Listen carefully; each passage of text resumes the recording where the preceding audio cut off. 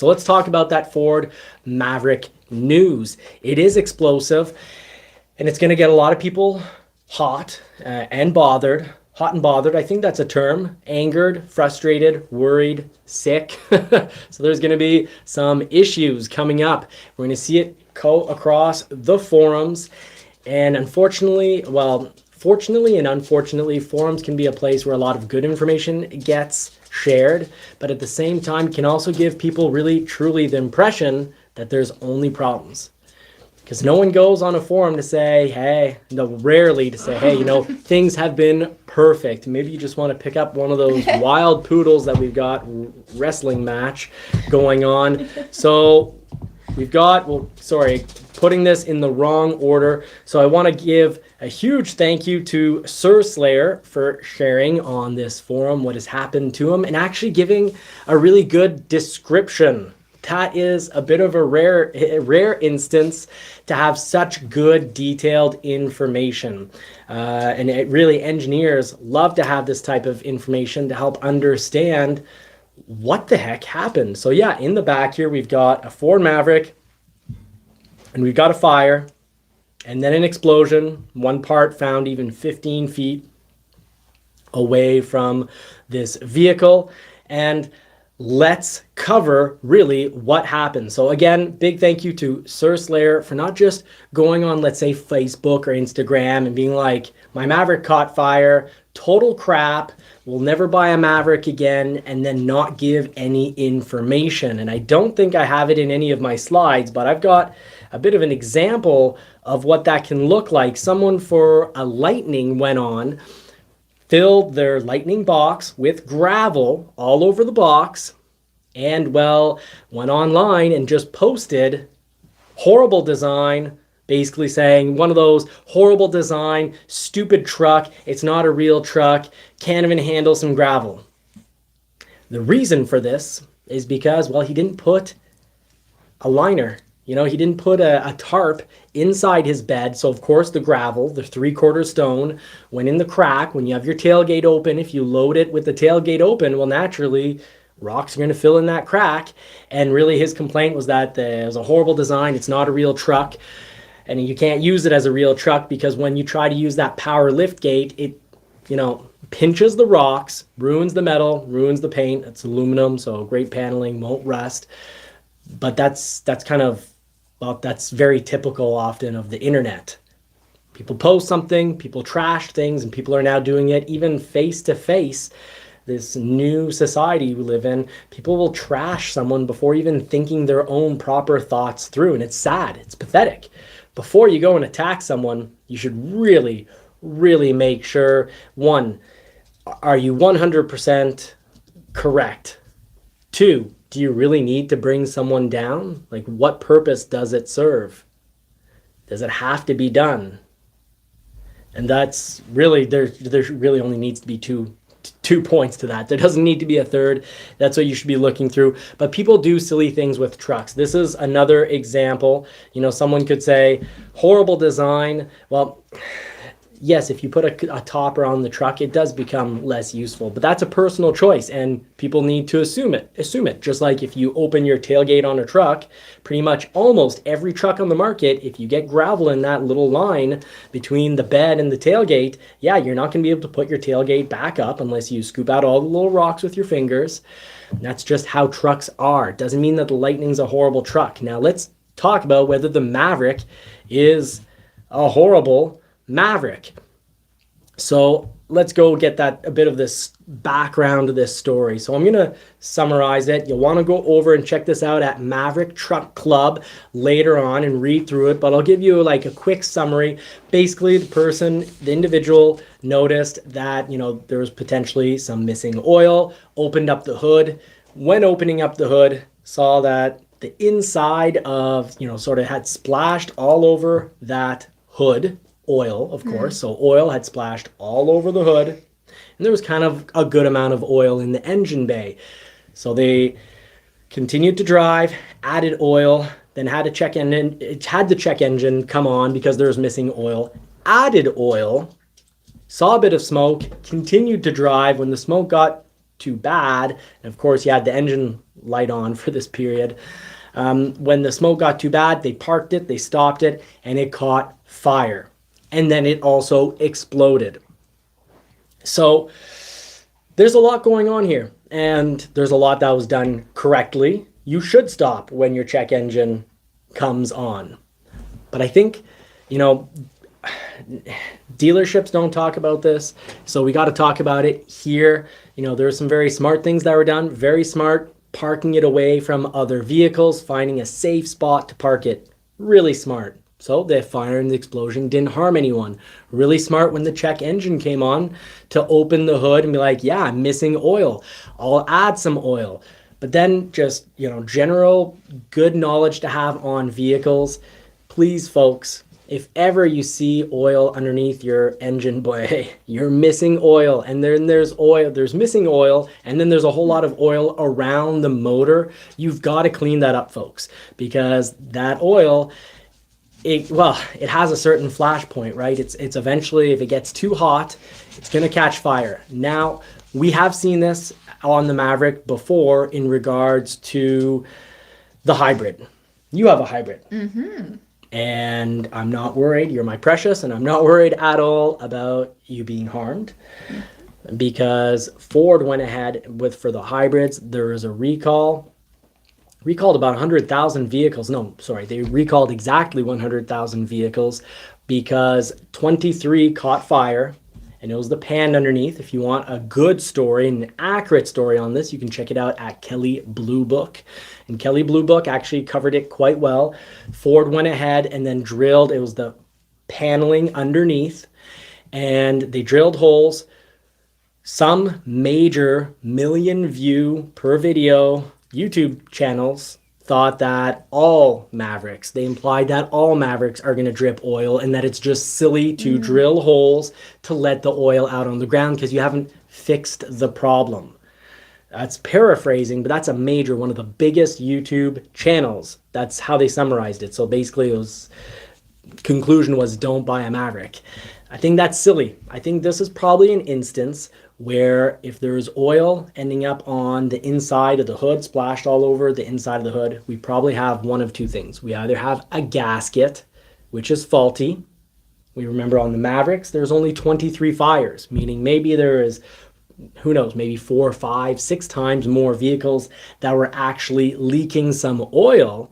But the original cause, I would think, is either a connection between, where the oil, if the oil, either a gasket, a tube. It's going to be something going on around the motor. It's not going to be a cracked block, not in this instance. So very likely a gasket or a tube. So what can I say? It can be a crack in anything that's made of, basically rubber or any type of gasket. So these things unfortunately happen. And you need to check out your vehicle. Congratulations to Ridgeview. You made the 1-year memberships and you're on the More Cars and More Power program. So, you pay a portion of our monthly fees on the vehicle. So thank you very much. That's very generous. That's the big package that really when you want to support us. So thank you so much being our moderator, and all the members and all the subscribers as well, of course. So back to the Maverick. General maintenance. It's very important to check out your vehicle. And anytime you have any situation where there's a check engine, stop the vehicle and probably don't start the vehicle again. Call Ford's roadside assistance. A check engine, you're going to get free roadside assistance. You've got a check engine, you're not making up a problem. So you're going to get towed to the nearest dealership. And heck, if you've got oil under your hood, why even spend, hours trying to clean it up before you get back on the road again? Plus, if your engine is already very warm, you're not going to want to be hosing that down. That can cause damage. So use your free roadside assistance. Your glove compartment, you can Google it. And if you don't have internet because you're out in the boonies, that's fine. Glove compartment box, owner's manual. A lot of different model Fords now. You even have the owner's manual in the settings. I'm always stuck between French and English, but if you go into settings and you can find the owner's manual right there, and you can look up and get your roadside assistance number. But it's in the glove compartment on the right, the passenger side. So this vehicle here on May 24th around 2 p.m. on a sunny day in San Bernardino, Maverick unexpectedly caught fire, pulled over, oil was dripping off the ceiling of the hood, but it was a small amount. Right there, anytime you've got oil, folks, stop. Call roadside assistance, have it brought to the dealership. They'll find, that way, before it catches fire, they can find, oh, geez, it's this gasket, or it's this tube, or here is the issue. They can note it in the computer. Ford, when there's only a few problems, will have a bulletin. So if anyone complains, it's a free automatic fix. And then if the percentage is high enough, well, then it becomes a recall. And back to your hybrid, 100,000 Mavericks were recalled. So you figure if I was, a full-time, I could almost call them clickbait journalists. I'd say, hey, horrible reliability. They had to recall 100,000 of them. That is precautionary. If you have 25 fires, you might have actually had somewhere, maybe 100, maybe 200 that are actually going to be leaking oil. Well, you recall the 100,000, it's called better to be safe than sorry. So I'm happy. Ford, I'm not worried about your safety. Ford drilled the holes in the bottom pans. Basically, they should have been fabricated in the first place with places that can drip oil in case there's a crash. Because when there's a crash, the engine's hot, things are gonna break. You're likely gonna drip oil. You need to be able to have proper dripping, so you don't just maintain everything close to that hot unit so it can get up hot enough to get to its flash point. So we could assume this is a huge problem, but 23 vehicles catching fire on the hybrids, that was actually worked out to 1 in 5,000 that were built. So, if you think about it, line up 5,000 Mavericks in a row, one of them has an issue. One of them has something that could catch fire. And either in the case of an accident, or here there is no accident. So this is what is kind of leading me to conclude that maybe we've got a situation where some gaskets, maybe the valve cover gasket, was delivered. Sorry. And in all the batches of gaskets, there's a certain percentage.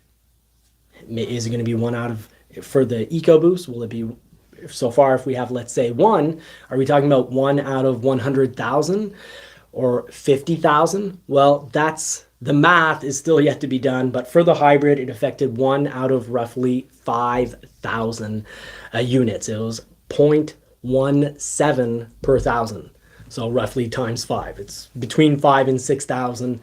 It's actually a little more than every 5,000 Mavericks. It's more every 5,400 Mavericks, 1 could catch fire.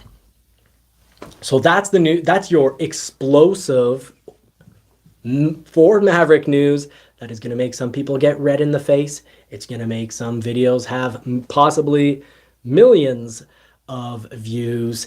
So Rev Nation, thank you very much for sharing that point.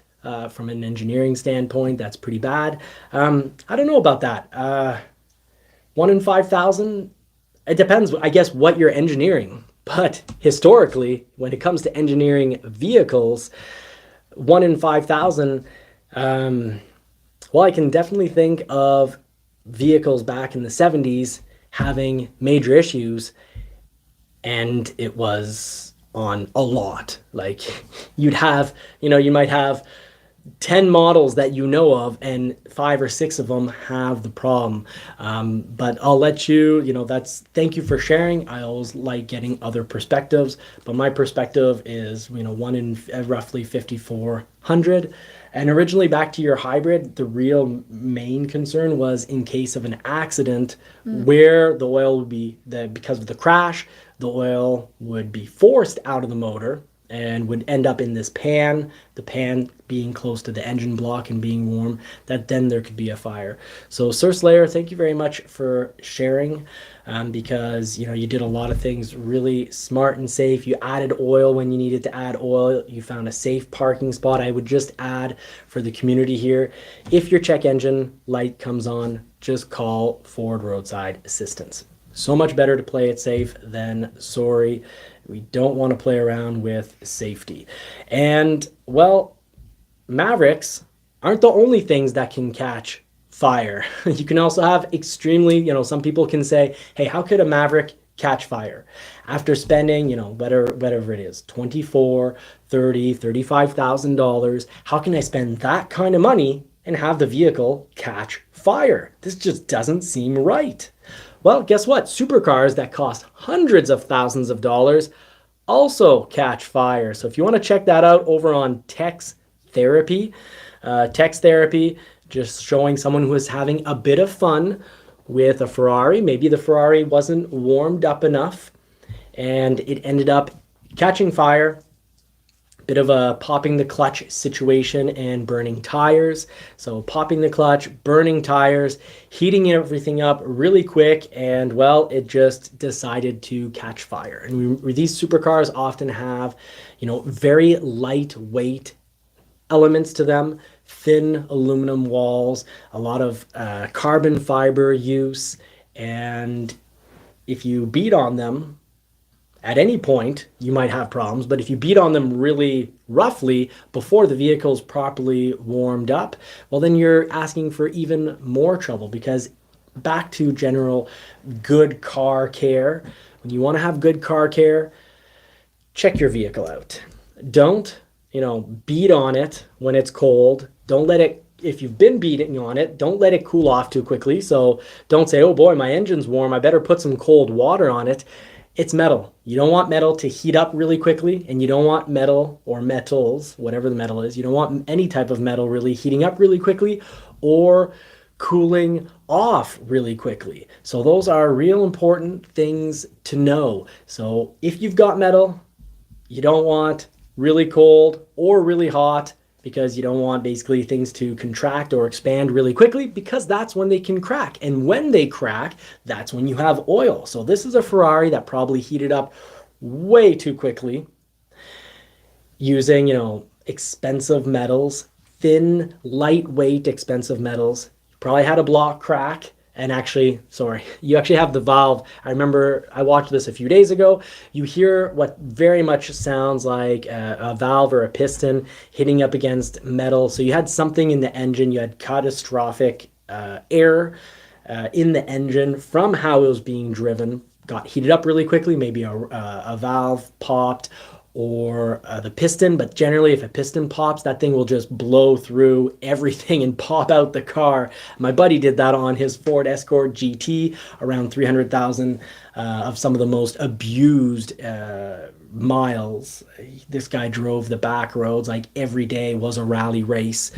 Every day every shift he had to get to 7,000 RPM. And eventually, I can't believe he didn't break it earlier, but the piston flew right out of the engine. He had a nice little hole. And actually, prior to that, he even had the rear shock fly out the shock tower through the hatch, through the glass. This guy was trying to pro drive on a daily basis. Bad driver. With wild mileage. Well, actually, very impressive driver, very good driver, but really not long-term, I'm going to care for things type drivers.